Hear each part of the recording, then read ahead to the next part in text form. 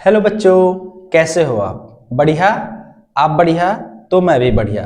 बच्चों, आज मैं आपके लिए 6 मार्क्स यानी कि लॉन्ग क्वेश्चन लेकर आया हूं। किसके बेटा? प्री बोर्ड में जो 2025 सेट 822 बीएजी है उसके में लॉन्ग क्वेश्चन। इससे पहले मैंने आपको 4 मार्क्स के क्वेश्चन के सारा सॉल्यूशन करवाया है। उससे पहले मैंने 2 मार्क्स के जितने भी क्वेश्चन थे वो सारे करवा दिए हैं। आज हम करेंगे बेटा लॉन्ग क्वेश्चन जो कि रहेंगे 6 मार्क्स के। मैं सारे क्वेश्चन आपको करवाऊंगा। ये वीडियो थोड़ा बेटा लंबा होगा क्योंकि मैं पूरे कॉन्सेप्ट के साथ आपको ये सारे क्वेश्चन करवाऊंगा, ताकि आपसे आने वाले जो आपके बोर्ड के एग्जाम हैं, अगर इस टाइप का क्वेश्चन आता है तो उसमें किसी भी प्रकार की कोई भी गलती ना हो। तो चलिए देखते हैं क्वेश्चन क्या है। क्वेश्चन देखिए बेटा, बहुत बढ़िया क्वेश्चन है। कह रहा है एक बेलनाकार गिलास का आंतरिक व्यास, गिलास का बेटा आंतरिक व्यास 5 सेंटीमीटर है, परंतु गिलास के निचले आधार मतलब गिलास का जो नीचे का आधार है में एक बराबर त्रिज्या के उभरा हुआ क्या है बेटा? अर्धगोला है। इसमें क्या है? उभरा हुआ एक देखिए अर्धगोला है, जिससे गिलास की धारिता क्या हो जाती है? कम। बेटा धारिता का मतलब क्या है? देखिए जैसे आप गन्ने का जूस पीते हो तो गन्ने का जूस में अगर नीचे से पेंदी जो होती है वो उठी हुई होगी तो ऑटोमेटिक क्या हो जाएगा बेटा? आपको दिमाग में आना चाहिए कि अरे नहीं भाई, ये तो मुझे कम दे रहा है, जूस जो है कम दे रहा है क्योंकि इसकी तली जो है उठी हुई है। तो धारिता का मतलब वही है, ये तली है। ये तली है कैसी बेटा? बेलना, सॉरी, अर्धगोला। ये अर्धगोले जैसे, तो अर्धगोले का मतलब है तो हमें लगेगा कि इसकी धारिता क्या हो जाएगी? कम हो जाएगी। मतलब हमें जो है गन्ने का जूस कम मिलेगा। ठीक है, तो वही इसका मतलब है धारिता को। तो घबराइए नहीं, वर्ड को समझिए। कह रहा है यदि गिलास की ऊंचाई 10 सेंटीमीटर है, दे रखा बेटा गिलास की ऊंचाई, ये पूरा जो गिलास है इसकी ऊंचाई कितनी है? 10 सेंटीमीटर। तो गिलास की आभासी धारिता और वास्तविक धारिता कितनी होगी? यानी कि इस गिलास में अगर ये उभरा हुआ पार्ट ना हो तो उसकी धारिता, और जब उभरा हुआ पार्ट हो तब उसकी धारिता कितनी होगी, ये पूछ रहा क्वेश्चन। बहुत बढ़िया क्वेश्चन है। देखिए अब 2-3 चीजें आपको पता होनी चाहिए। देखिए क्या है वो। ये बेटा अर्धगोला में, यहां पर मैं तुम ऐसे ड्रॉ करके दिखा रहा हूं। देखिए डॉट डॉट करिए। अब अर्धगोला नजर आ रहा है तो अर्धगोले को मैं साइड में कर रहा हूं। अर्धगोले की एक खास बात यह है बेटा कि जितनी इस अर्धगोले की त्रिज्या होगी उतनी ही इस अर्धगोले की ऊंचाई भी होगी। ये बात आपको ध्यान रख लेनी है। ठीक है, तो चलिए क्वेश्चन जो कह रहा है हम लोग हल करते हैं। क्या दिया है? जो दिया है उसको पहले लिखिए। दिया है एक बेलनाकार गिलास का आंतरिक व्यास, बेलनाकार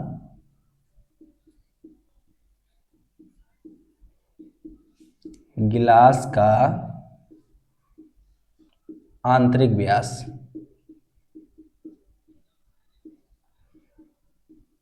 वो कितना बेटा? डी कितना दे रखा है? 5 सेंटीमीटर। गिलास की ऊंचाई दे रखी है, गिलास की ऊंचाई दे रखी है, यानी कि h इसको मान लो बेटा कितना दे रखा है? 10 सेंटीमीटर। अब देखिए हम अगर बेलन की बेटा त्रिज्या निकाल लेंगे तो हमें इस किसकी त्रिज्या पता चल जाएगी? अर्धगोले की त्रिज्या, क्योंकि दोनों त्रिज्या आपस में क्या है? बराबर है। देखिए ये है ना, बराबर दिया हुआ है। तो हम लिख सकते हैं कि बेलन की त्रिज्या, बेलनाकार गिलास की त्रिज्या किसके बराबर होगी बेटा? अर्धगोले की त्रिज्या, अर्धगोले की त्रिज्या, यानी कि ये दोनों क्या है? r, ये बराबर हो गए। तो देखिए r क्या होता है? d/2 होता है। d की वैल्यू देखिए 5 और 2 इसका हो जाएगा 2.5 सेंटीमीटर। इतनी बात बेटा आपको समझ में आ गई। ठीक है, अब हमें क्या निकालनी है? देखिए बेलन का, अगर हमें बेलन की धारिता निकाले तो बेलन की ऊंचाई, तो बेलन की ऊंचाई निकालिए। बेलन की ऊंचाई या बेलनाकार गिलास की ऊंचाई, इसको बेटा क्या मानेंगे? h1 मान लेंगे, क्योंकि मैंने इसको h मान लिया गिलास की कुल ऊंचाई को। तो देखिए क्या हो जाएगा, इसकी त्रिज्या बेटा देखिए कितनी है? सर 2.5 है, तो इसकी ऊंचाई भी कितनी होगी सर 2.5 हो जाएगी, बिल्कुल सही। तो टोटल ऊंचाई में से अगर इतनी ऊंचाई को हम घटा दें, अगर ये वाली ऊंचाई बेटा हम घटा दें यहाँ से, पूरी ये वाली ऊंचाई अगर घटा दें तो हमें किसकी, बेलन की ऊंचाई मिल जाएगी। तो हम क्या करेंगे, बेलन की ऊंचाई क्या करेंगे, अर्धगोले की ऊंचाई, कुल ऊंचाई में से अर्धगोले की ऊंचाई निकाले। देखिए कुल ऊंचाई, कुल गिलास की ऊंचाई माइनस अर्धगोले की ऊंचाई, अर्धगोले की ऊंचाई। देखिए कुल कितनी है बेटा 10, अर्धगोले की देखिए कितनी है 2.5 है ना। अब इसको देखिए घटाइए कितना बचेगा, देखिए 10.0 लिखिए और 2.5, देखिए यहाँ 5 बचेगा और यहाँ कितना बचेगा, देखिए 9 में से 2 गया 7, 7.5 कितना आ जाएगा बेटा 7.5 सेंटीमीटर। ये किसकी ऊंचाई है सर, ये बेलन की ऊंचाई है। तो बेलन की ऊंचाई है और धारिता पूछ रहा है, तो बेलन की वास्तविक धारिता मतलब उसका आयतन पूछ रहा है। तो निकालिए बेलन की या बेलनाकार गिलास की, बेलनाकार गिलास की धारिता, वास्तविक धारिता।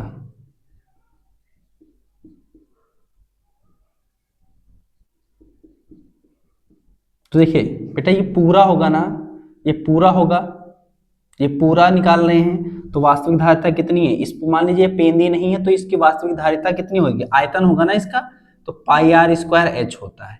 वैल्यू रखिए, देखिए पाई की वैल्यू बेटा कितनी 3.41 हमें यहाँ पर रखनी है, 3.14। आर देखिए कितना है बेटा 2.5, 2.5 इंटू 2.5, 2 टाइम्स बेटा लिखना क्योंकि आर की पावर 2 है, इंटू एच कितना है बेटा टोटल 10 है, क्योंकि हमें क्या वास्तविक धारिता निकालनी ना, तो वास्तविक धारिता ये पूरा बेटा, ये पेंदी नहीं होगी। तो इसको कैलकुलेट करिए कितना आएगा, देखिए यहाँ से 0 हटेगा नीचे 2, 0 बढ़ेगा यहाँ से हटेगा नीचे 1, यहाँ से हटेगा 1, यहाँ कितना हुआ देखिए 314 into 25 into 25 into 10 upon 100 into 10 into 10, देखिए 10 से 10 कैंसिल हो जाएगा। अब देखिए यहाँ क्या आ जाएगा, इसका मल्टीप्लाई करिए, देखिए 314 इंटू 625 हो जाएगा बेटा, 25 इंटू 25 625, और ये हो जाएगा 30। ठीक है, अब देखिए क्या होगा, मल्टीप्लाई कीजिए, तो मल्टीप्लाई करने पर देखिए कितना आएगा 625 314, तो 5 चौके 20 का 0 हासिल का 2, 4 दूना 8, 2 10 का 0 हासिल का बेटा 1, 6 चौक 24 और 1 25।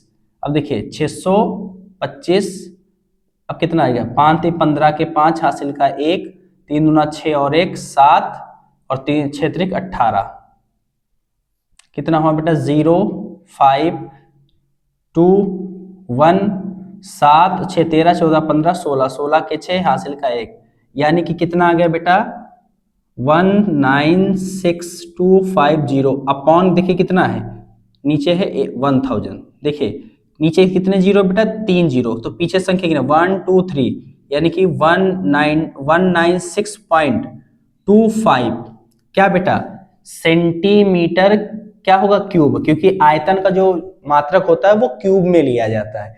ये हमारे पास आ गया क्या है बेटा वास्तविक धारिता गिलास की। अब हमें क्या निकालनी है आभासी धारिता। तो देखिए अगर मैं इसकी क्या नाम है इसका अर्धगोला, अर्धगोले का आयतन बेटा अर्धगोले का आयतन घटा दूं मैं, ठीक है किसमें से वास्तविक धारिता में से, तो मुझे कितना मिल जाएगा आभासी धारिता मिल जाएगा नहीं मिल जाएगा। तो चलिए ये हम करते हैं, आप लोग स्क्रीनशॉट लीजिए क्योंकि मुझे ये क्वेश्चन मिटाना पड़ेगा, इसके आगे का सॉल्यूशन तब मैं करवा पाऊंगा। बेटा देखिए हमने क्या निकाला था बेलन की वास्तविक बेलनाकार गिलास की वास्तविक धारिता निकाला था ना बेटा, कितनी निकाला था 196.25 सेंटीमीटर क्यूब। अब हमें बेटा क्या पूछ रहा, आभासी धारिता। तो बिल्कुल सिंपल है, बेलनाकार गिलास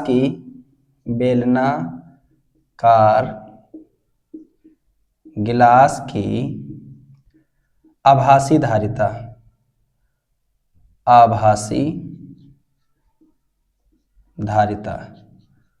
कितनी हो जाएगी बेटा? देखो, बेलनाकार गिलास की वास्तविक धारिता, तो मैं सिर्फ यहां पर बेटा ये चीज लिख रहा हूं, ये चीज यहां लिखना है, ठीक है। तो मैं वास्तविक धारिता आपको दिखा रहा हूं, बाकी आपको पूरा लिखना है पेपर में। वास्तविक धारिता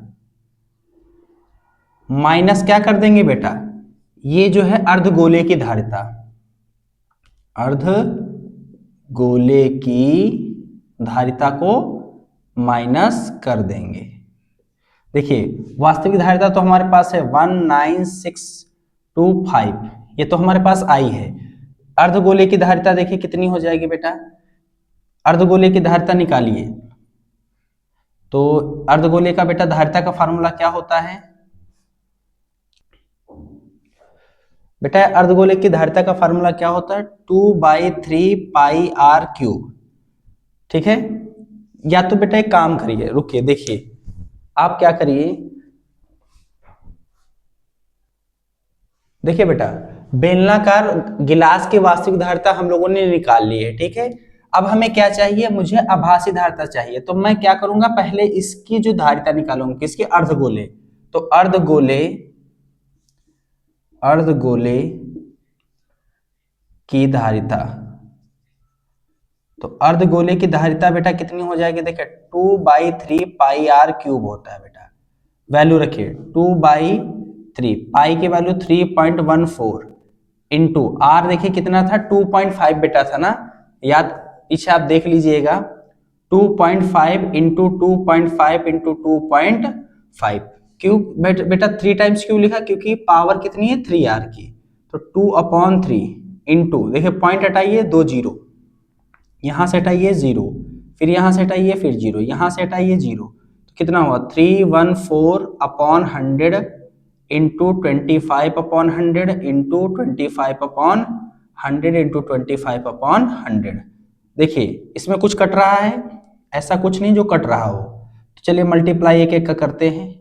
देखिए 2 इंटू, देखिए 25 और 2 से गुणा करेंगे तो 50 हो जाएगा, गुणे 314 रहेगा। देखिए 25 और 25 का स्क्वायर बेटा 625 होता है, यानी कि 2 बार अगर हुआ तो ये 3 तो लिखा रहने दीजिए, गुणे कितने 2 3 4 5, 5 जीरो तो 1 2 3 4 5 जीरो लगा लीजिए, ठीक है। देखिए इस जीरो से ये जीरो कैंसिल हो जाएगा, ठीक है, कैंसिल।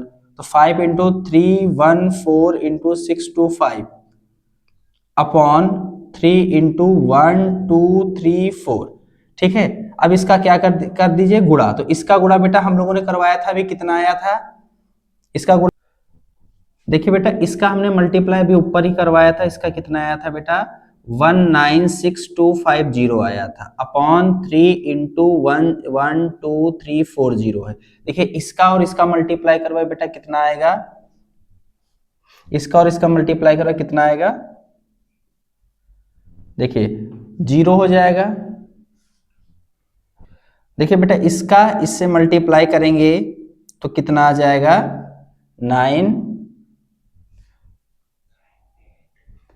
981250 आ जाएगा, और अपॉन में बेटा 3 है इंटू 1234, इसका बेटा इसका डिवाइड कर दीजिए, कितना आ जाएगा 327083.33 आ जाएगा बेटा। 3 से जब इसको हम डिवाइड करेंगे इसको, और 1234 है बेटा, कैलकुलेटर से आप कर लीजिएगा, आराम से इत्मीनान से कर लीजिएगा, कोई बात नहीं। देखिए नीचे कितने 4, 1234, यानी कि यहाँ बेटा 0 होगा, तो यहाँ होगा 32.70, ठीक है। ये हमारा सेंटीमीटर क्यूब। ये क्या आ गया सर? ये अर्धगोले की क्या आ गई? धारिता आ गई। अब हमें क्या निकालना है? आभासी धारिता। तो देखिए आभासी धारिता, बेलनाकार गिलास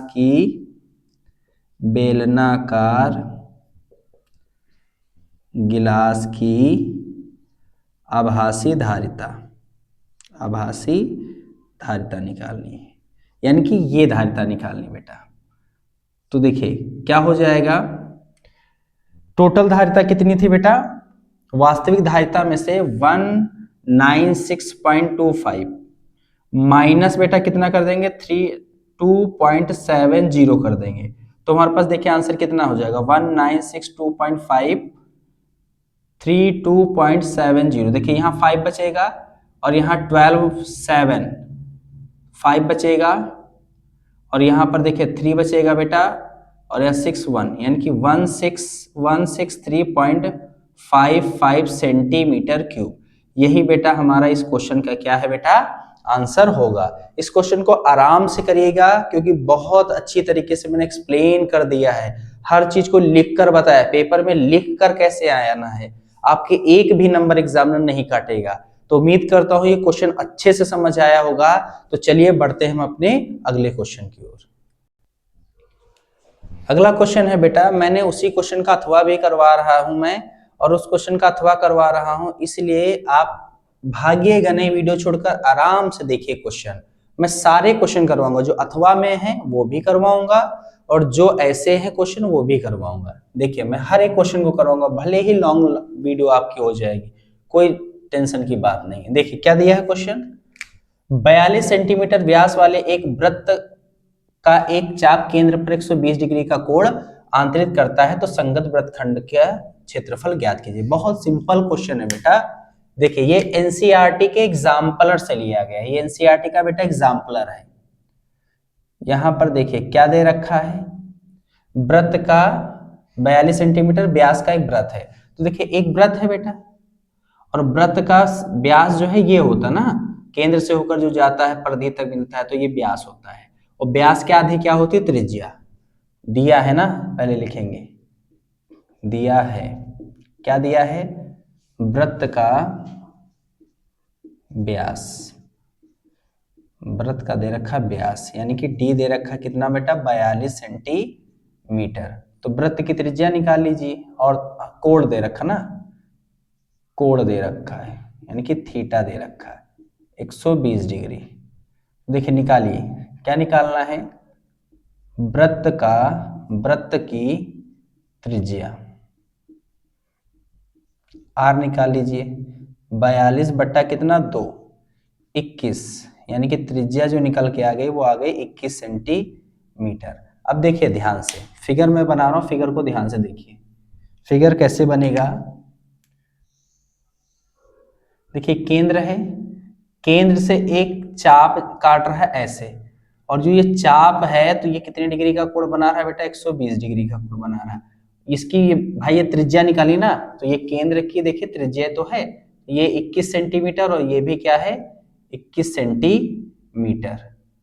अब देखिए यहां से इसमें एक ऐसे अगर हम डाल दें जीवा, तो यहां पर एक क्या बन रहा है, यहां पर सर एक वृत्तखंड बन रहा है, और कैसा वृत्तखंड, लघु वृत्तखंड बन रहा है। तो अगर बेटा मैं क्या करूं, इस टोटल त्रिज्यखंड का क्षेत्रफल, इस टोटल जो त्रिज्यखंड ये बना है इसका क्षेत्रफल में से अगर मैं इतना पार्ट को हटा दूं तो क्या बचेगा बेटा, संगत वृत्त का खंड का क्षेत्रफल बचेगा, ये यानी कि लघु वृत्तखंड का क्षेत्रफल बचेगा, ये हमें निकालना है। तो बहुत सिंपल है, देखिए क्या क्या दे रखा है, हमारे पास सब कुछ दे ही रखा है, तो कुछ नहीं करना है। सबसे पहले किसका क्षेत्रफल निकालेंगे, या तो हम फार्मूला डायरेक्ट फार्मूला अप्लाई कर सकते हैं। देखिए किसका क्षेत्रफल बेटा, संगत वृत्तखंड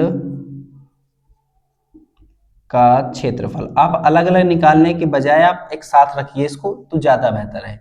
कितना होता है बेटा, किसका क्षेत्रफल, त्रिज्यखंड का क्षेत्रफल, त्रिज्यखंड का क्षेत्रफल माइनस बेटा त्रिभुज का क्षेत्रफल, त्रिभुज का क्षेत्रफल।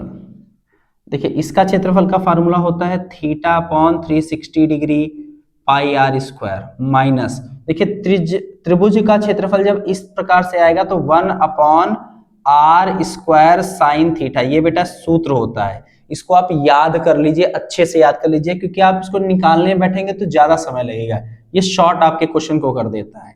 सबकी वैल्यू रखे बेटा, थीटा कितना है 120, कुछ कॉमन मिल रहा, हाँ सर कॉमन तो मिल रहा, कॉमन पहले निकालिए, आर स्क्वायर कॉमन निकाल लीजिए, देखिए क्या बच रहा है, थीटा अपॉन 360 डिग्री, ठीक है, फिर आर यहाँ कॉमन होगा तो पाई माइनस 1/2 साइन थीटा, देखिए शॉर्ट हो गया। इसीलिए ऐसे क्वेश्चन में हमेशा जो भी निकालना होगा उसकी उसकी वैल्यू को साथ में रखना है, ताकि जो है हम कुछ जो कॉमन मिल रहा है तो ले लेंगे तो एक बार कैलकुलेशन करनी पड़ेगी। देखिए आर स्क्वायर, आर कितना है बेटा 21, 21 इंटू 21 लिख सकते हैं। अब देखिए थीटा कितना है 120, ठीक है, और ये कितना है 360 डिग्री। पाई की वैल्यू देखिए 3.1 या 22/7 आप रखिए, 22/7, क्योंकि यहां तो कह नहीं रहा है भाई आप 3.14 का यूज कीजिए तो हम 22/60 रखेंगे, minus 1/2 sine theta, sine 120 degree, sine 120 degree.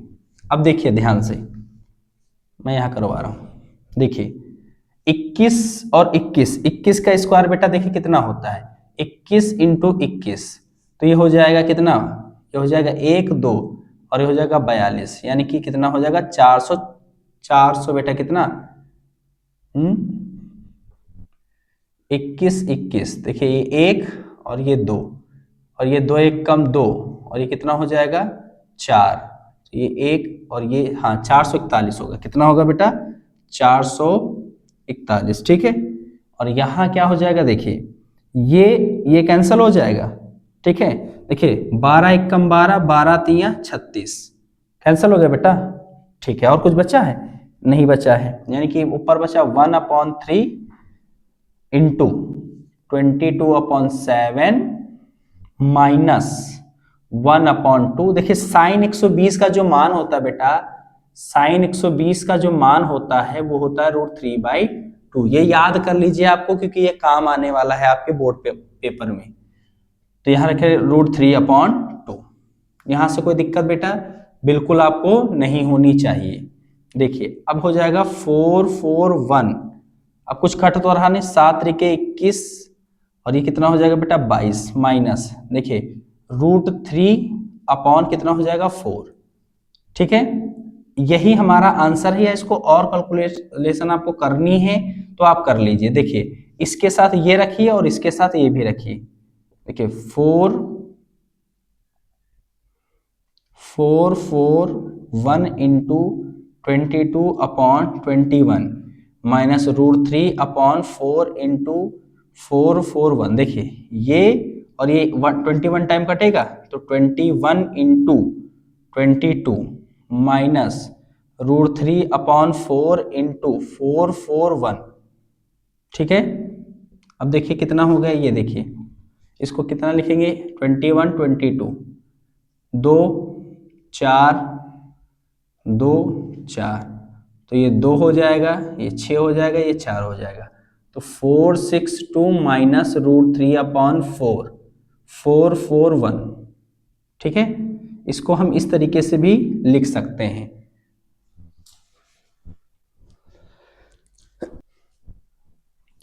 यही बेटा इस क्वेश्चन का आंसर होगा। अगर आप इसको थोड़ा सा और कैलकुलेट करेंगे तो देखिए ये आंसर, आप ये भी आंसर लिख सकते हैं। अगर मैं यहाँ से थोड़ा सा देखूं, दिमाग लगाऊं, तो यहाँ से देखिए कितना कॉमन है सर, यहाँ पर सर 21 कॉमन है, ठीक है। अगर इसको रूट में नहीं रखना तो यहाँ से 4 भी कॉमन ले लो। जब बेटा 4 कॉमन लोगे तो इसमें 4 से गुणा होगा तो ये 88 हो जाएगा, माइनस ये √3 हो जाएगा और ये बेटा कितना हो जाएगा 21, यानी कि इसको हम लिख सकते हैं 21/4 88 माइनस 21 √3, ये भी आपका आंसर होगा। जब एनसीईआरटी बुक में आप एग्जाम्पलर में देखेंगे तो बेटा सेम आपको ऐसे आंसर मिलेगा, ये भी आपका आंसर सही है, ये भी सही है, ठीक है। आंसर में कोई दिक्कत नहीं है, आपको पूरे बोर्ड में नंबर बेटा मिलेंगे। उम्मीद करता हूं ये क्वेश्चन आपको समझ में आ गया होगा। तो चलिए बढ़ते हैं हम अपने अगले क्वेश्चन की ओर। अगला क्वेश्चन है बेटा बहुत बढ़िया क्वेश्चन है, इसको जरा देखिए। कह रहा है यदि दो वर्गों के परिमाप का योगफल कह रहा है 68 मीटर है तथा उनके क्षेत्रफल 157 मीटर स्क्वायर है, तो कह रहा है दोनों वर्गों की भुजाएं जो है वो ज्ञात कीजिए। देखिए बेटा क्या क्या दे रहा है हमें, भुजाएं पूछ रहा है भुजाएं हमें नहीं पता, दो वर्ग दे रखे हैं और दोनों वर्गों की भुजा हमें नहीं पता है, तो हम मानेंगे सबसे पहला काम हमेशा जब पता ना हो तो मैथ में एक काम बढ़िया है, इसको हम मान लीजिए। तो माना पहले वर्ग की भुजा, पहले वर्ग की भुजा कितनी है बेटा, x सेंटीमीटर, क्योंकि मीटर है बेटा, मीटर में ना वैल्यू दे तो इसको मीटर लिखेंगे, तथा दूसरे वर्ग की भुजा, दूसरे वर्ग की भुजा कितनी है बेटा, इसको हम मान लेते हैं y है, y मीटर। अब देखिए वर्गों का परिमाप, तो मुझे पता है किसी भी वर्ग का परिमाप 4a होता है, तो हमने यहाँ x माना है। प्रश्नानुसार क्या कह रहा है, वर्गों का परिमाप का योगफल, तो यहां लिखेंगे वर्ग, पहले वर्ग लिखेंगे, पहले वर्ग का परिमाप कितना हो जाएगा बेटा, परिमाप होता है 4 गुणे भुजा, तो 4x हो जाएगा, भुजा x है ना। दूसरे वर्ग का परिमाप बेटा कितना हो जाएगा, दूसरे वर्ग का परिमाप कितना हो जाएगा, देखिए 4y हो जाएगा मीटर में बेटा, हो जाएगा। प्रश्नानुसार देखिए क्या कह रहा है, प्रश्नानुसार कह रहा है कि दो वर्गों का योगफल, तो इनका जो है परिमाप है, तो परिमाप का बेटा योगफल कितना है, 68 है। देखिए 4 यहाँ कॉमन है बेटा, x plus y equal to 68, ये इधर जाएगा तो x plus y is equal to 68 upon 4। देखिए 4 1 जा 4, 4 से 1 जा कितना हो जाएगा 28, तो x plus y is equal to 17। देखिए इसको हम x के टर्म में करेंगे तो x is equal to 70 minus y, इसको इक्वेशन क्या बना दो बेटा, 1। ठीक है। अब देखिए कह रहा उनके क्षेत्रफल, तो हमें पता है वर्ग का क्षेत्रफल, तो वर्ग, पहले वर्ग का क्षेत्रफल कितना होगा बेटा, पहले वर्ग का क्षेत्रफल, और हमें बेटा ये पता है ना कि किसी भी वर्ग का क्षेत्रफल भुजा स्क्वायर होता है, तो भुजा हमने x मान रखी है, तो ये x स्क्वायर हो जाएगा, x स्क्वायर, ठीक है, मीटर स्क्वायर। इसका भाई मात्रा जो होता है मीटर स्क्वायर में लिया जाएगा। दूसरे वर्ग का क्षेत्रफल कितना हो जाएगा बेटा, y स्क्वायर, यानी कि भुजा स्क्वायर मीटर स्क्वायर। ठीक है। अब कह रहा है उनके क्षेत्रफल कितने हैं, 157 मीटर स्क्वायर। तो प्रश्नानुसार देखिए क्या कह रहा है, प्रश्नानुसार कह रहा है कि इनका जो स्क्वायर का जो क्षेत्रफल है वर्ग का, इनका योग जो है वो कितना है बेटा, 157 मीटर स्क्वायर है। ठीक है। अब देखिए इसको समीकरण कितना मान लीजिए, 2। ठीक है, इनको क्या मान लीजिए, 2। अब देखिए समीकरण 1 का मान समीकरण 2 में रख दीजिए, समीकरण 1 का मान, समीकरण बेटा 1 का मान समीकरण 2 में रखने पर बेटा 2 में रख दीजिए। देखिए x की वैल्यू कितनी है, यहां रख दी, तो ये x स्क्वायर होगा प्लस y की जगह रखिए, देखिए कितना x की जगह x की जगह रखिए बेटा कितना, 17 minus y square plus y square equal to 157। अब देखिए a square minus b square का फार्मूला लगाइए, तो a स्क्वायर 17 का स्क्वायर बेटा कितना होता है, देखिए 17 का स्क्वायर करिए, 17 इंटू 17, 7 सत्ते 49 का 9 हासिल का 4, 7 एकम 7 4 बेटा 11, और ये क्या हो 17, तो 9 8 2 289, कितना होगा 289 प्लस वाई स्क्वायर माइनस, देखिए 17 दूनी 34 वाई हो जाएगा, plus y square is equal to 157। देखिए यहाँ वाई स्क्वायर कितना हो जाएगा 2y स्क्वायर, इसको इधर लाइए, तो 2y स्क्वायर माइनस 34y। अब देखिए यहाँ क्या हो जाएगा बेटा, इज इक्वल टू 157 माइनस 289, होगा नहीं होगा बेटा, ठीक है।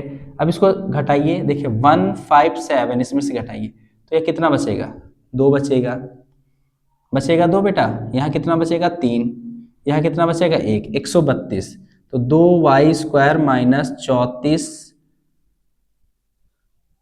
y इज इक्वल टू कितना 132। देखिए बेटा इसको इधर लाइए फिर से, 2y² minus 34 y minus 100, sorry ये माइनस का, तो प्लस 132 इज इक्वल टू कितना हो जाएगा 0। देखिए द्विघात समीकरण बन रहा है और इसमें देखिए कॉमन क्या मिल रहा है, 2 कॉमन मिल रहा है। तो y² माइनस 17y प्लस देखिए क्या हो जाएगा 2 छंग 12 और 2 छंग 12 66 और बराबर का कितना बेटा 0। ठीक है, अब देखिए क्या करना है, 2 इधर जाएगा तो क्या बचेगा y² माइनस 17y प्लस 66 बराबर का क्या बेटा 0। अब इसका द्विघात समीकरण गुणनखंड विधि से इसको हल करें। देखिए y² तो रहेगा, y रहेगा, अब 66 किस में आता भाई सर, 11 में 6 का गुणा करेंगे 66 और 11 में अगर 6 जोड़ेंगे तो 17 आएगा।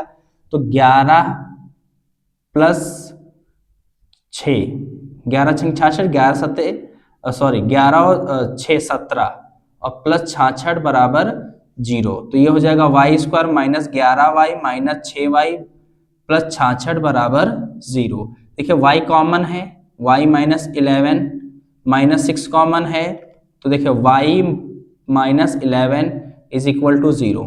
तो y माइनस 6 हो जाएगा बेटा और y माइनस 11 हो जाएगा इक्वल टू 0।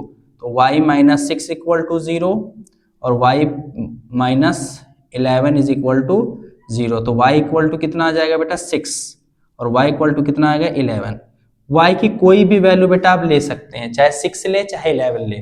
क्यों? क्योंकि यहां पर बेटा दोनों पॉजिटिव है। तो y का मान समीकरण 1 में रखने पर, देखिए समीकरण 1 क्या है बेटा, ये है ना, यहां पर रखिए। देखिए x is equal to 17 minus y, तो x is equal to 17 minus, एक बार देखिए बेटा 6 रखिए तो x इज इक्वल टू कितना आ जाएगा बेटा 11। ठीक है, और एक बार बेटा कितना लिखिए, x इज इक्वल टू कितना रखिए बेटा 17 माइनस वाई है, यहां पर कितना रख दीजिए x is equal to 17 minus का एक बार 11 रख लीजिए, कितना आ जाएगा, तो x इज इक्वल टू कितना आ जाएगा 6। ठीक है बेटा, यही इनका क्या है आंसर है। मैं यहां पर लिखे दे रहा हूं, देखिए इसका आंसर यहां लिख रहा हूं। पहले वर्ग की भुजा कितनी आ गई, पहले वर्ग की भुजा कितनी आ गई बेटा, x की वैल्यू कोई भी ले लीजिए, x की वैल्यू हम क्या ले रहे हैं बेटा 11, कितनी ले रहे हैं 11। और तो दूसरे वर्ग की भुजा कितनी हो जाएगी, दूसरे वर्ग की भुजा कितनी बेटा, अगर ये 11 आप ले रहे हैं तो इसमें से छोटी वाली एक 6 लेंगे, तो दूसरे वर्ग की भुजा कितनी हो जाएगी 6 सेंटीमीटर। बेटा यही इस क्वेश्चन का क्या है आंसर है। उम्मीद करता हूं ये क्वेश्चन आपको अच्छे से समझ आया होगा। तो चलिए बढ़ते हैं हम अपने अगले क्वेश्चन की ओर। अगला क्वेश्चन है बेटा, और ये क्वेश्चन बहुत ज्यादा बढ़िया क्वेश्चन है, पेपर में बहुत अच्छा क्वेश्चन आया है, और ये क्वेश्चन बेटा एपी का क्वेश्चन है। अगर इसको ध्यान से देखोगे तो ये एपी तुम्हें नजर आएगी। ठीक है, देखिए क्या है, एक आदमी ने 3250 रुपए का ऋण लिया, उसने पहले महीने में 20 रुपए दिए, फिर वह प्रतिमाह कितने कितने 15-15 रुपए बढ़ाता गया, तो वह कितने महीने में ऋण चुकता कर देगा। तो देखिए क्या दिया है, कुल ऋण कितना लिया है बेटा, कुल ऋण उसने लिया है, यानी कि ये बेटा एसएन दे रखा है, कितना दिया है 3210। ठीक है, अब कह रहा है पहले महीने में, तो पहले महीने में वह कितना दे रहा है 20 रुपए ना, तो पहले महीने में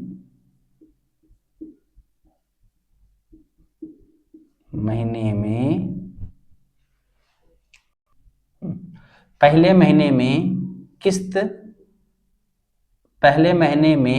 पहले महीने की किस्त जो है बेटा वो कितनी है 20 रुपए। ठीक है, कितना दे रखा है 20 रुपए, और कह रहा है प्रतिमाह बढ़ाता है, तो प्रतिमाह 15 रुपए बढ़ाता है, तो प्रतिमाह बढ़ाकर बढ़ाकर दी गई प्रतिमाह बढ़ाकर दी गई किस्त। ये बेटा अगर देखोगे तो ये क्या है, सर्वांतर दे रखा है बेटा, क्योंकि 15-15 हर महीने बढ़ेगा तो कितना बढ़ा रहा, 15 रुपए ये बढ़ा रहा है। तो कह रहा कितने महीने में ऋण चुकता करेगा, तो महीने की संख्या, तो महीने है ना,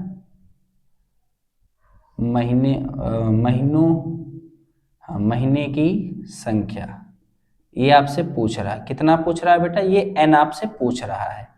n भाई कितना होगा, बहुत बढ़िया क्वेश्चन है। देखिए हमारे पास जो जो दिया है हम डाटा में अपना वैल्यू रखेंगे। हमें पता चूंकि Sn इज इक्वल टू होता है n/2 2a plus n minus 1 into D. देखिए a पहले महीने की किस्त है तो ये बेटा a दे रखा है, ठीक है, और उसका सर्वांतर कितना दे रखा है, यानी कि डी कितना दे रखा है। देखिए इसको हम लिख सकते हैं डी कितना दे रखा है, 15 रुपए, और एन पूछ रहा, तो देखिए एस एन हमें पता नहीं, एस एन दे रखा, कितना दे रखा है 3250, एन पता नहीं है, 2 ये रहेगा, 2 गुणे ए की जगह कितना है बेटा 20, प्लस एन की वैल्यू देखो कितनी है हमें नहीं पता है, इंटू -1 इंटू डी कितना है 15। देखिए 3250 इज इक्वल टू n/2, ये कितना हो जाएगा बेटा 40 प्लस देखिए 15n माइनस 15 कितना हो जाएगा, ये गुणा यहाँ करेगा, देखिए 32 तो ये हो जाएगा 6500 बराबर, भाई 2 यहाँ पर मल्टीप्लाई कर देगा, ये 2 यहाँ गुणा कर देगा, ठीक है, मैं लिख देता हूँ कंफ्यूज ना हो आप।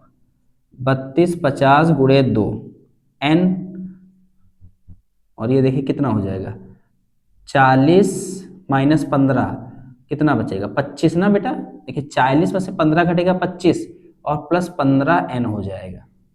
अब ये कितना हो जाएगा बेटा, देखिए ये हो जाएगा 6500 और बराबर इज इक्वल टू देखिए 25n प्लस 15n स्क्वायर, ठीक है, इसको इधर लाइए, देखिए 15n square plus 25n minus 6500 बराबर में कितना बेटा, इक्वल में 0। देखिए कॉमन क्या निकल रहा है यहाँ से बेटा 5 आपका कॉमन निकल रहा है, तो 5 कॉमन निकल लीजिए, तो 3n स्क्वायर प्लस 5n और माइनस 5 एकम 5 5 से 15 1300 बराबर 0, तो 3n square plus 5n minus 1300 is equal to 0। अब देखिए यहाँ पर हमें एक सूत्र का यूज करना पड़ेगा, ऐसे तो लगेगा नहीं, तो यहाँ डायरेक्ट निकालने के लिए n की वैल्यू तो हम लगाएंगे सूत्र से, सूत्र विधि, सूत्र से। सूत्र क्या कहता है बेटा, n यानी कि x इज इक्वल टू हमने पढ़ा था ना द्विघात समीकरण में, तो द्विघात समीकरण में पढ़ा था, वही फार्मूला यहाँ लगाएंगे, minus b plus minus root b square minus 4ac upon 2a रख देंगे, तो n इज इक्वल टू देखिए b की वैल्यू बेटा कितनी है सर, b की वैल्यू है 5, ठीक है, प्लस माइनस रूट देखिए b 5 स्क्वायर माइनस 4 इंटू ए सी होता ना, a की वैल्यू बेटा 3, c की वैल्यू देखिए कितनी है 300, वो भी किसमें माइनस में है, किसमें बेटा माइनस में ये वैल्यू दे रखी है, upon 2 into 3, n is equal to -5 plus minus root, देखिए ये 25 प्लस, देखिए इसको मैं लिख रहा हूं ध्यान से देखिए, दिखाई नहीं पड़ रहा होगा, ये देखिए माइनस माइनस प्लस हो जाएगा, देखिए 4 ते 12, 12 गुणे 1300 बटे का 6, तो n बराबर बेटा देखिए कितना माइनस प्लस माइनस कितना आ जाएगा रूट 25 प्लस 13 और 12 का बेटा गुणा करवाइए, 2 3 6, 2 1 कम 2 और 3, सॉरी हाँ 13 दूनी 26 होता, 2 3 6 बेटा, और ये हो जाएगा कितना 13, तो ये 6 ये 5 ये 156 यानी कि 15600, ठीक है, और ये हो जाएगा बेटा 6, तो n is equal to -5 plus minus, तो ये रूट हो जाएगा 15625 अपॉन 6। अब देखिए बेटा ये किस चीज का रूट होता है, ये किस चीज का, देखिए बेटा ये जो होता है ये किसका स्क्वायर होता है, ये होता है 125 का बेटा स्क्वायर। तो n इज इक्वल टू हो जाएगा -5 प्लस माइनस, देखिए 125 का स्क्वायर यानी कि 125 से रूट हट जाएगा तो 125 अपॉन 6। तो n इज इक्वल टू, देखिए पॉजिटिव वाली वैल्यू लेंगे, निगेटिव वाली वैल्यू नहीं लेंगे, ठीक है, तो पॉजिटिव वाली वैल्यू लेंगे। तो देखिए इसमें धनात्मक मान लेने पर ऐसे लिखेंगे ना, धनात्मक मान लेने पर, धनात्मक मान लेंगे तो n is equal to minus plus 125 upon 6। n is equal to, देखिए घटाइए तो 120 बचेगा अपॉन 6, देखिए 6 1 जा 6, 6 2 जा 12, 0। n इज इक्वल टू कितना आ गया बेटा 20। यही इसका आंसर है, मतलब महीने के महीनों की संख्या वो कितने महीने में ऋण चुकता कर देगा, अतः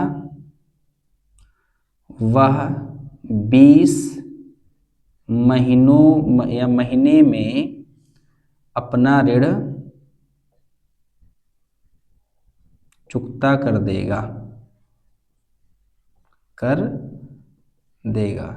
यही बेटा इस क्वेश्चन का क्या है, आंसर होगा। आपको ये लिखना पड़ेगा बेटा, अगर आप ये लिखेंगे नहीं तो आपको नंबर नहीं मिलेगा, क्योंकि आपको यही चीज निकालनी है। इन क्वेश्चन में ये याद रखनी है, जिसको आप मानिए उसको आप लिखिए आखिरी में, तभी इसका आंसर आपका वैलिड होगा, वरना आपका आंसर वैलिड नहीं होगा। तो हम उम्मीद करते हैं क्वेश्चन अच्छे से आप समझ गए होंगे। बहुत बढ़िया क्वेश्चन है, ऐसे क्वेश्चन पेपर में आने की इस बार संभावना ज्यादा है। तो चलिए बढ़ते हैं हम अपने अगले क्वेश्चन की ओर। अगला क्वेश्चन है बेटा, देखिए ये ऊंचाई और दूरी से बेटा हाइट एंड डिस्टेंस चैप्टर से लिया गया है कि एक बहुमंजिल भवन के शिखर से 6 मीटर ऊंचे भवन के शिखर और तल के अवनमन कोण क्रमशः 30 डिग्री और 45 डिग्री है। बहुमंजिल भवन की ऊंचाई और दोनों भवनों के बीच की दूरी ज्ञात कीजिए। देखिए इन क्वेश्चन का अगर हम फिगर बना लेते हैं तो हमारे लिए क्वेश्चन आसान हो जाते हैं। देखिए फिगर कैसे है, एक बहुमंजिला भवन है, एक बहुमंजिला क्या है बेटा भवन है, ठीक है, इसका नाम हम दे देते हैं ए और इसका नाम दे देते हैं बी। और कह रहा है भवन, एक बहुमंजिला भवन के शिखर से 6 मीटर ऊंचे भवन, एक बेटा 6 मीटर ऊंचा इसके सामने भवन है, ये बहुमंजिला भवन है और ये उसका क्या है भवन है। इसके शिखर से कह रहा है ये कितना है 6 मीटर बेटा ऊंचा है, किस शिखर से, यहां पर देखिए ये शिखर है इसका, ये शिखर से, ठीक है, शिखर से और तल से बेटा, और किससे बेटा, इसके शिखर से और इसके तल से, ऐसा बोला देखिए, ठीक है। तल के अवनमन कोण, अवनमन कोण बेटा ऊपर होते तो यहां पर एक ऐसे डैश डैश डैश करिएगा, अवनमन कोण दिखाने के लिए ये अवनमन कोण है, ठीक है।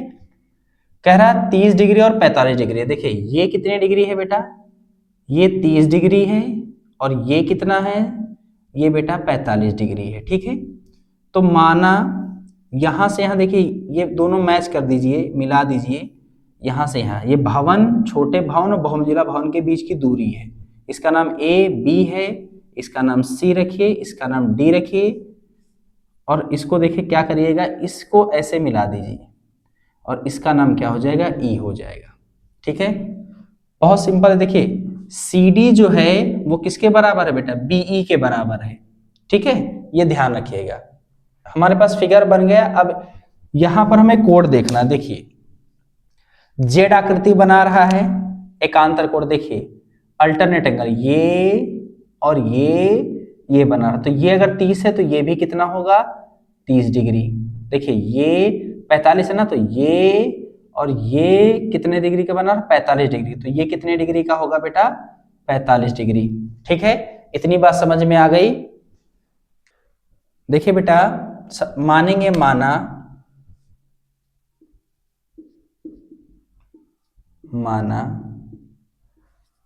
बहुमंजिल भवन की ऊंचाई बेटा, बहुमंजिल क्या है, ए बी है ना, तो ए बी की ऊंचाई को क्या मान लिया h, ठीक है, किसमें मीटर में है तो h मीटर, ठीक। बहुमंजिल भवन की क्या हो गई, ये ऊंचाई हो गई, और देखिए बहुमंजिल भवन और भवन के बीच की दूरी, माना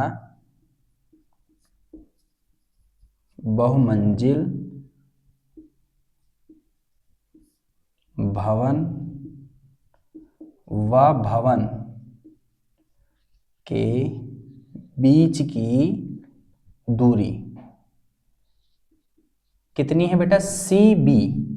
सी बी कितना है बेटा, मान लिया इसको x, इसको क्या मान लिया बेटा x, देखिए इसको मान लिया x मीटर, ये x मीटर हो गई, और ये यहां से यहां कितनी हो गई, ये हो गई h मीटर। ठीक है, यहां तक की बात आपको समझ आई। आगे देखिए क्या है, अब ट्राइंगल हम लोगों को लेना है, त्रिभुज लेना है। तो त्रिभुज देखिए छोटा वाला पहले ले रहे हैं या बड़ा वाला लीजिए, A B C. A B C में देखिए बेटा ये कोण है, ये भुजा हमें जो है नहीं पता है, और ये भी भुजा मान लीजिए इसको एच मान लीजिए, ये भी पता है और ये भी पता है। ये बेटा लंब है और ये आधार, लंब बटा आधार होता है टैन फॉर्म में। तो देखिए tan theta is equal to A B upon कितना हो जाएगा बेटा, सी बी। ठीक है, देखिए टैन थीटा, थीटा की वैल्यू कितना है बेटा 45, टैन 45 रखिए, डिग्री ए बी कितना है h अपॉन ये कितना है x, तो इसका मान बेटा 1 होता है टैन 45 का, तो h अपॉन कितना हो जाएगा x। इसको इधर लाएंगे तो x इज इक्वल टू कितना हो गया h। इसको क्या बना दिया, इक्वेशन 1। कोई प्रॉब्लम यहां तक? बिल्कुल नहीं सर। आगे देखिए, अब कौन सा ट्राइंगल लेंगे, ए डी ई, त्रिभुज ए डी ई में देखिए कौन सा त्रिभुज, ए डी ई, ये वाला त्रिभुज बेटा। इस वाले त्रिभुज में क्या है, देखिए हमें ये पता है, देखिए ये x है तो ये भी क्या हो जाएगी, x हो जाएगी।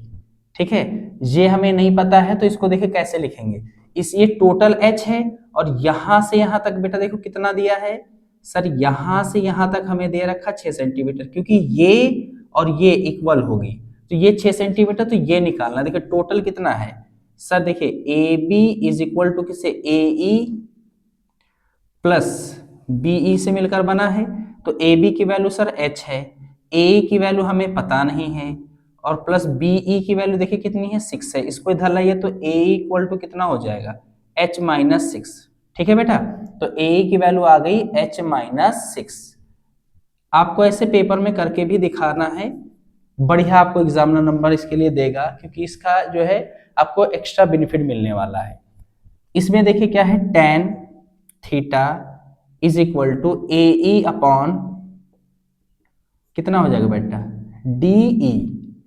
डी ई देखिए tan थीटा, थीटा की वैल्यू 30 डिग्री, तो देखिए tan 30 डिग्री, ए की वैल्यू देखिए कितनी है बेटा, h माइनस 6, और डी ई देखिए बेटा कितना है, x है, डी एक्स है, चूंकि C B is equal to क्या है बेटा, डी ई है, और ये x के इक्वल है, इसलिए हम इसको इस तरीके से लिख सकते हैं। अब इसकी वैल्यू कितनी होती है, tan 30 की वैल्यू होती है 1 upon root 3 h minus 6 upon x। इसको यहाँ ले जाइए, इसको यहाँ लाइए, तो x is equal to h minus 6, और ये क्या हो जाएगा बेटा, रूट 3। इसको इक्वेशन क्या बनाइए, 2 बना लीजिए। अब देखिए इक्वेशन जो है 1 की वैल्यू कहाँ रख दीजिए, 2 में, तो समीकरण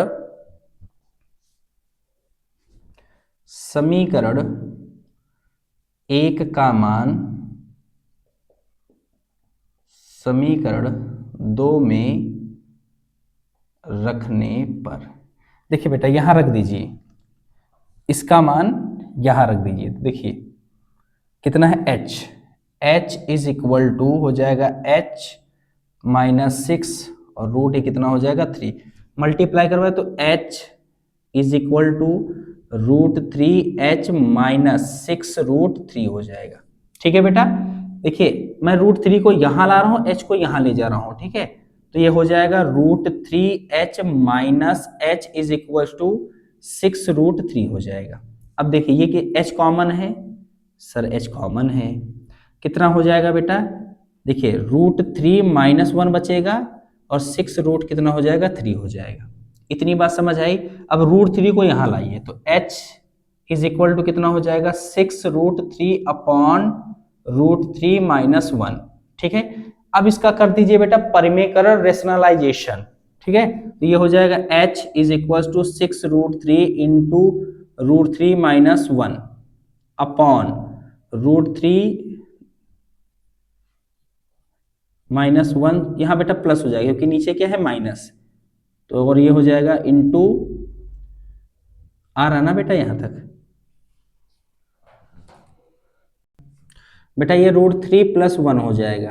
अब देखिए अंदर बेटा यहाँ का मैं उठाकर यहाँ पर ये कैलकुलेशन कर रहा हूँ, इस जगह पर देखिए यहाँ पर मैं कर रहा हूँ, ठीक है, आपको इसके नीचे स्टेप बाय स्टेप ही करना है। तो h इज इक्वल टू कितना हो जाएगा, देखिए 6, ये ऐसे है, देखिए 6 और √3, देखिए 6 इन √3 इंटू √3 हो जाएगा, अंदर मल्टीप्लाई होगा प्लस 6√3 हो जाएगा upon a square minus b square यानी कि √3 स्क्वायर माइनस 1, तो h square is equal to देखिए 6 इंटू 3 इंटू 3 3 हो जाएगा, 6√3 हो जाएगा प्लस ये हो जाएगा 3 माइनस 1, ये हो जाएगा h इज इक्वल टू देखिए 18 प्लस 6√3 अपॉन 2। देखिए यहाँ कॉमन क्या है सर, यहाँ कॉमन हमें 6 मिल रहा है, तो ये हो जाएगा 3 प्लस √3 हो जाएगा अपॉन 2, 2 3 जा 6, तो h इज इक्वल टू कितना आएगा बेटा 3 प्लस √3, ये क्या है मीटर, ये h की वैल्यू आ गई। अब हमें क्या करना है, हमें इसकी दूरी, तो यहाँ पर मैं लिख रहा हूँ इसका, इस जगह पर देख लीजिए, थोड़ा सा बेटा बोर्ड में जगह कम होने के कारण मैं ऐसा कर रहा हूँ, तो आप अपने तरीके से आप स्टेप बाय स्टेप कॉपी में आपको लिखना है, ठीक है। हमारे पास ये आ गई और x भी इसी के बराबर है, तो x इज इक्वल टू यहाँ देखिए कितना आ गया है 3 प्लस √3 मीटर, दोनों आ गए, यानी कि हमारे पास क्या है, बहुमंजिला भवन की ऊंचाई, बहुमंजिला भवन की ऊंचाई कितनी है बेटा 3 प्लस √3 मीटर, और बहुमंजिला भवन और भवन के बीच की दूरी, बहुमंजिला भवन व भवन के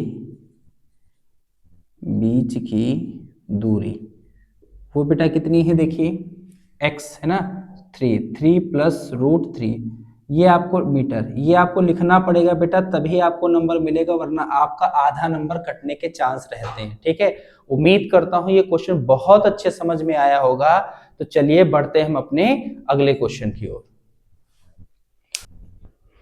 नेक्स्ट क्वेश्चन है बेटा, और ये भी बेटा आपका हाइट एंड डिस्टेंस का क्वेश्चन है, बहुत सिंपल क्वेश्चन है, और 6 मार्क्स में इतना अच्छा बहुत सिंपल क्वेश्चन आया हुआ है। देखिए क्या कह रहा है, समतल भूमि पर खड़ी एक मीनार है, इन्होंने कहा एक मीनार है बेटा, और ये कहाँ खड़ी हुई है, समतल भूमि पर खड़ी हुई, ठीक है। कह रहा है मीनार की छाया, यानी कि मीनार की छाया बेटा नीचे बन रही होगी, यहाँ पर जमीन पर ही, समतल धरती पर अधिक होती है जब सूर्य, यानी कि सूर्य यहाँ है बेटा, ठीक है, सूर्य का 49 है ना 60 डिग्री से घटकर 30 हो जा बेटा 49 60 डिग्री से घटकर 30 हो जाता है, तो मीनार की ऊंचाई ज्ञात कीजिए। देखिए ये यहाँ पर अगर हम देखेंगे तो यहाँ पर जो है ये कोण बेटा बनाएगा, ये कोण जो है देखिए कितने से कितने घट जाता है, इसको मैं यहाँ से ज्वाइन कर रहा हूँ, देखिए ऐसे, तो ये कितने से 60 डिग्री का पहले था बेटा, ये कितने डिग्री का 60 डिग्री का था, ठीक है। अब 60 से कम हो जाता है तो कितना हो जाएगा बेटा, देखिए 60 से ये आगे छाया बढ़ेगी तो ये कितना हो जाएगा बेटा, देखिए ये 30 डिग्री का हो जाएगा, ये कोण कितना हो जाएगा 30 डिग्री का, ये कोण कितने डिग्री का है बेटा 60 डिग्री का, और ये कोण कितने डिग्री का हमारे पास है, ये 30 डिग्री का। देखिए पेन चेंज कर रहा हूँ बेटा, देखिए ये कोण जो है ये कितने डिग्री का है 30, और ये कोण जो है ये कितने डिग्री का है 60 डिग्री का, तो 60 से घटकर कितना हो जाता है बेटा 30 डिग्री हो जाता है। तो देखिए ये कोण तो यहाँ 30 डिग्री बनाएगा, ये वाला और ये वाला कोण यहाँ कितना बनाएगा 60 डिग्री कोण, तो इसका नाम बेटा करिए A B C और इसका नाम कर दिया D, ठीक है।